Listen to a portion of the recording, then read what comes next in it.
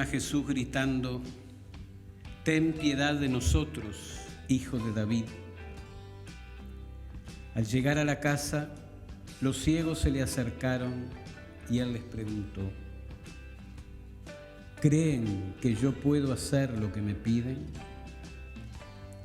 Ellos le respondieron: sí, Señor. Jesús les tocó los ojos diciendo: que suceda como ustedes han creído. Y se le abrieron sus ojos. Entonces Jesús los conminó: cuidado, que nadie lo sepa. Pero ellos apenas salieron, difundieron su fama por toda aquella región.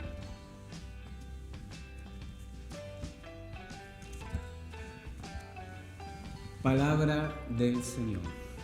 Gloria a ti, Señor Jesús. Queridos hermanos, en nuestro Señor Jesucristo seguimos dando nuestros primeros pasos en este tiempo litúrgico que iniciamos el domingo pasado. Este tiempo que llamamos el Adviento.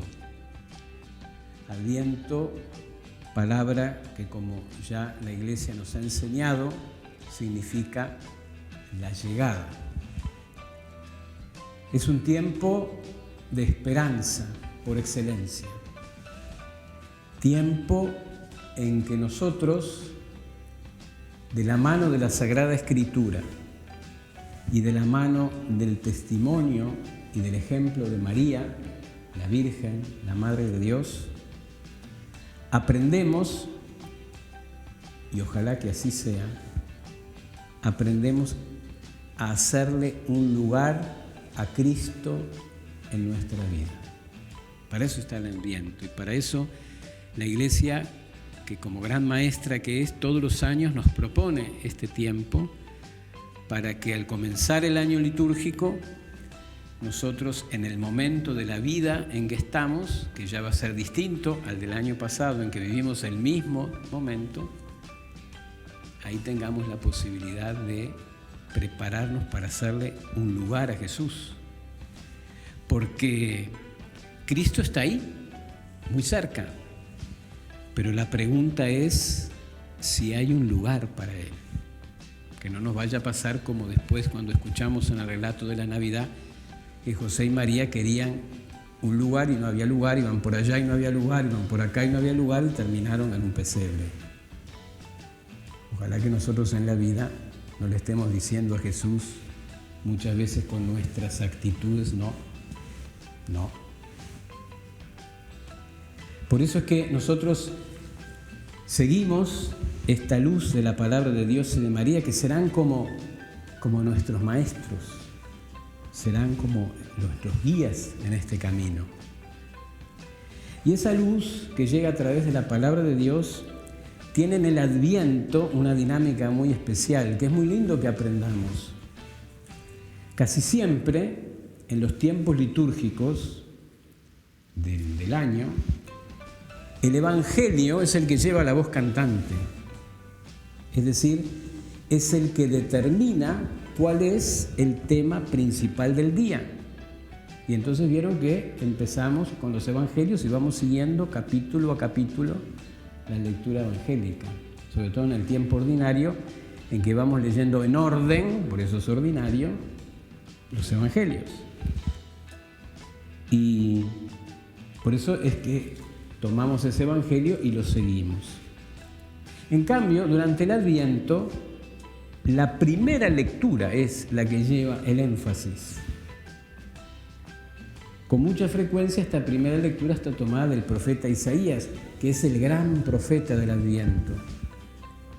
Y aquello que Isaías nos dice sobre cómo va a actuar Dios, qué va a mostrarnos Dios de su bondad y de su poder, eso que dice Isaías, luego lo vemos cumplido en el Evangelio. De modo que la lectura del Evangelio no es algo seguido, sino que se van eligiendo distintos pasajes del Evangelio. Por eso a veces estamos en Mateo en el capítulo 20, de repente saltamos a Marcos al capítulo 8. Se escogen aquellos evangelios que marcan los testimonios que nos muestran cómo Jesús es aquel que sí debemos esperar. Y de esa manera el Adviento nos educa en la esperanza. Por eso es el tiempo de esperanza por excelencia, porque nos está contando cómo aquello que Dios dice en Isaías se cumple en Jesucristo. Y de esa manera, y es la manera de educar en la esperanza. Bueno, eso es exactamente lo que sucede en el Adviento. Entonces, vayamos un momentito entonces a nuestro guía de hoy, el profeta Isaías, y al leer el texto que escuchamos en la primera lectura, nos damos cuenta que él sigue ilustrando nuestra mente, sigue inspirando nuestro corazón para que comprendamos que tenemos un Dios que es más grande de lo que nosotros nos hemos imaginado. Como decía San León Magno en uno de esos hermosos sermones, creo que uno de los sermones de Navidad decía: date cuenta que tienes un Dios mejor de lo que creías. Creo que eso es muy cierto, sobre todo para lo que estamos aprendiendo con Isaías en el Adviento. Hoy la Iglesia nos presenta un texto tomado del capítulo 29 de Isaías, que nos habla de cómo los sordos se curan, de cómo los ciegos llegan a ver. Pero nosotros después vamos al Evangelio, en el capítulo 9 de San Mateo, y encontramos en que en Cristo se cumple esa promesa. Porque vemos que en Cristo, efectivamente, el don de Dios se hace presente, la sanación llega, la salud florece, los ciegos llegan a ver, como cuenta el Evangelio de hoy. Un pasaje que lo hemos escuchado muchas veces, de esos dos ciegos que van detrás de Jesús gritando, y que es una escena que seguramente ya tenemos grabada en el corazón.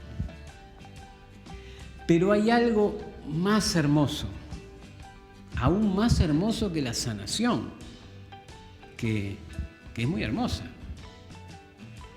Hay algo más hermoso aún que está como un detalle, que está ahí escondido en Isaías. Es muy bonito cuando leemos la lectura de la palabra de Dios y tratamos de descubrir ese pequeño detalle que muchas veces pasa inadvertido. Dice el profeta que los sordos volverán a oír, pero no solamente nos cuenta que volverán a oír, sino que nos cuenta qué es lo que oirán. Y ahí está. Esa es la clave, ahí es donde está la clave. Ahí es donde está el centro de la enseñanza, para que sepamos en qué consiste la verdadera sanación. Dice Isaías: los sordos oirán las palabras del libro. Por supuesto, el libro es el libro sagrado, es el libro por excelencia, es la palabra de Dios. Y cuando ha descrito maravillas espectaculares de las que va a hacer Dios cuando rescate a su pueblo, dice: los ojos del ciego se abrirán. Es decir, que los ojos se abren para ver las maravillas de Dios y los oídos se abren para escuchar la palabra de Dios. Ya es una cosa maravillosa la sanación, es una cosa bellísima, es un prodigio que trae enorme alegría. Pero es necesario que comprendamos que lo puramente fisiológico, lo puramente físico, no es lo más importante.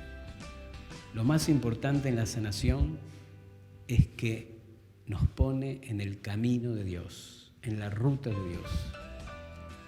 Cuando Dios quita de una persona el peso de una enfermedad, cuando Dios quita de una persona el dolor de una carencia, como puede ser la ceguera,